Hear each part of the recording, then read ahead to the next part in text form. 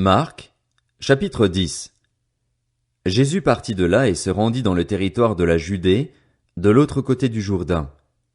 La foule se rassembla de nouveau près de lui et, conformément à son habitude, il se mit encore à l'enseigner.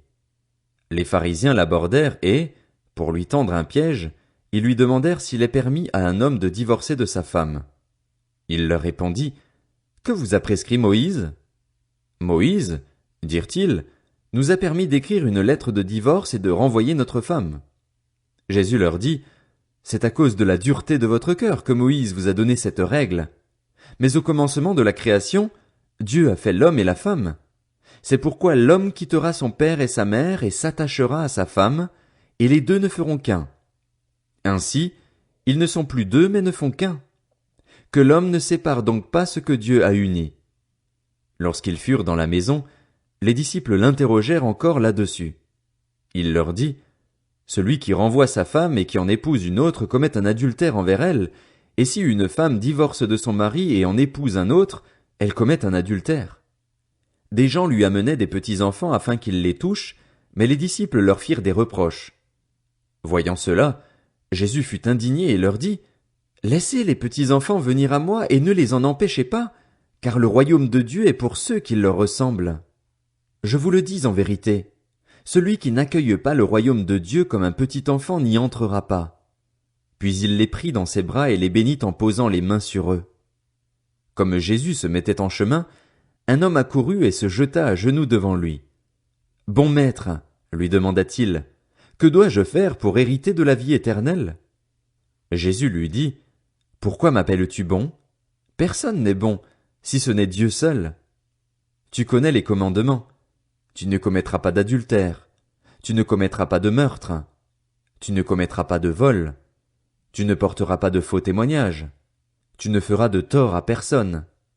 Honore ton père et ta mère. » Il lui répondit, « Maître, j'ai respecté tous ces commandements dès ma jeunesse. » L'ayant regardé, Jésus l'aima, et il lui dit, « Il te manque une chose. Va vendre tout ce que tu as. Donne-le aux pauvres, et tu auras un trésor dans le ciel.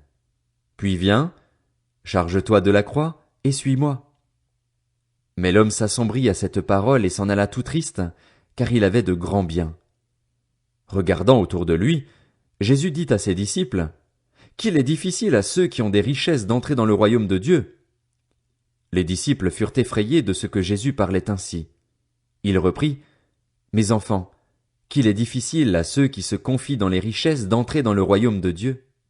Il est plus facile à un chameau de passer par un trou d'aiguille qu'à un riche d'entrer dans le royaume de Dieu. » Les disciples furent encore plus étonnés et se dirent les uns aux autres, « Qui donc peut être sauvé? » Jésus les regarda et dit, « Aux hommes cela est impossible, mais non à Dieu, car tout est possible à Dieu. » Alors Pierre lui dit, « Nous avons tout quitté et nous t'avons suivi. » Jésus répondit, « Je vous le dis en vérité, personne n'aura quitté à cause de moi et à cause de la bonne nouvelle sa maison ou ses frères, ses sœurs, sa mère, son père, sa femme, ses enfants ou ses terres, sans recevoir au centuple, dans le temps présent, des maisons, des frères, des sœurs, des mères, des enfants et des terres, avec des persécutions et, dans le monde à venir, la vie éternelle.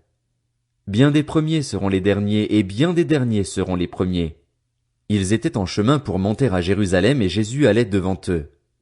Les disciples étaient effrayés et ceux qui le suivaient étaient dans la crainte. Jésus prit de nouveau les 12 avec lui et commença à leur dire ce qui devait lui arriver.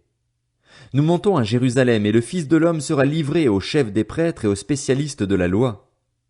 Ils le condamneront à mort et le livreront aux non-juifs. Ils se moqueront de lui, cracheront sur lui, le fouetteront et le feront mourir. Et 3 jours après il ressuscitera. » Jacques et Jean, les fils de Zébédée, s'approchèrent de Jésus et lui dirent, « Maître, nous voudrions que tu fasses pour nous ce que nous te demanderons. » Il leur dit, « Que voulez-vous que je fasse pour vous? » « Accorde-nous, lui dirent-ils, d'être assis l'un à ta droite et l'autre à ta gauche, quand tu seras dans ta gloire. » Jésus leur répondit, « Vous ne savez pas ce que vous demandez.